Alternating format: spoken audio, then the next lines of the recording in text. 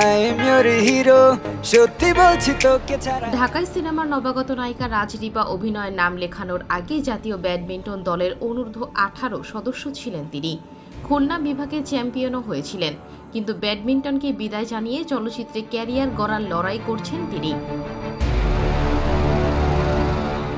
2020 সালে দহন সিনেমায় একটি ছোট চরিত্রে প্রথম অভিনয় করেন তিনি। চলতি বছর মুক্তি পেয়েছে তার অভিনীত ময়না সিনেমাটি। জাজ মাল্টিমিডিয়ার ব্যানারে নির্মিত এই সিনেমাটির পরিচালক ছিলেন মঞ্জুরুল ইসলাম মেঘ।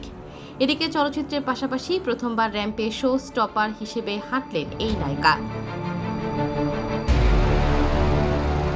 সম্প্রতি একটি অনুষ্ঠানে বোরকা পরে র্যাম্পে হেঁটে দর্শকদের মন জয় করেছেন। র্যাম্পে শো স্টপার হিসেবে হাঁটার একটি ভিডিও রাজদীপা সামাজিক যোগাযোগ মাধ্যমে প্রকাশ করে ক্যাপশনে লিখেছেন, শুনতে পারছি আমার দর্শকের ভালো লাগার চিৎকার। কষ্টটা তখনই সফল হয় যখন মানুষ আমাকে পছন্দ করে, সাপোর্ট করে।